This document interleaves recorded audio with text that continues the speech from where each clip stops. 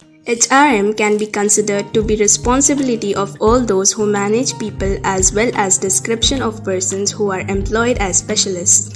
It is that part of management that involves planning for human resource needs, including recruitment and selection, training and development. It also includes welfare and safety, wage and salary administration, collective bargaining, and dealing with most aspects of industrial relations. The integration between the management of HR and psychology is arguably the prime factor delineating HRM theory and practice for its more traditional personnel management origins. Selecting of the personnel has long been recognized as a key activity within HR, and this video seeks to explore the extent to which its practices provides evidence of such psychological alignment. Good psychology is a scientific and practical approach to identifying and strengthening people's strength and positive functioning. Positive psychology is at its core the study of human achievement and thriving, and as such it has direct implications for HR directors and other organizational leaders. This study develops and explores a model of psychological capital as a mediator and moderator in the link between HR practices and employee work engagement.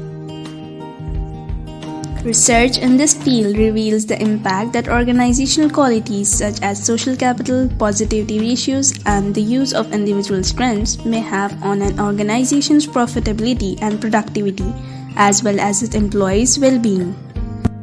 The study of strengths, virtues, excellence, thriving, flourishing, resilience, optimal functioning in general, and the like is known as positive psychology, stated by Donaldson.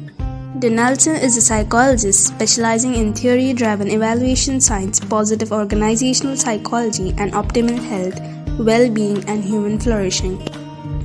Resilience is often characterized as a person's capacity to resist adversity and recover from it.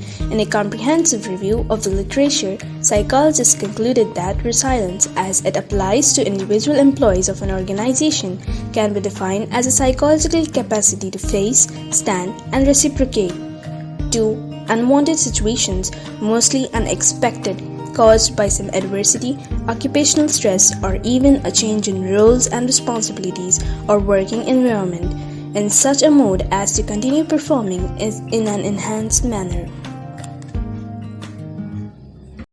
Subjective happiness is a scientific term that often refers to the good life. In its most basic form, it is the self-evaluation of one's emotive state. It relates to how individuals perceive the quality of their lives and encompasses both emotional and cognitive responses. It has an emotional component as well as a cognitive component. Psychologists characterized subjective happiness in terms of emotions, stating that subjective happiness is the experience of having a high level of pleasant feelings and moods, a low level of unpleasant emotions and moods, and a high degree of life satisfaction. Hope is said to be made up of roots and agency. Pathways are perceived ability to create paths to desired goals. The apparent motive to take particular routes is reflected in agency.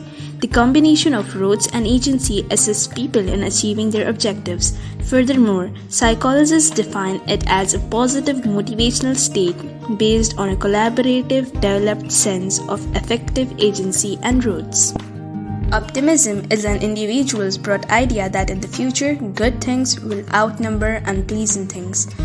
Psychologists define optimism as an attributional style in which good occurrences are explained in terms of personal, permanent, and pervasive causes, and bad events in terms of external, transient, and situation-specific reasons. A person's confidence that a goal is possible aids in overcoming obstacles encountered in achieving that objective. By this, we can say that the role of psychology is important in HRM.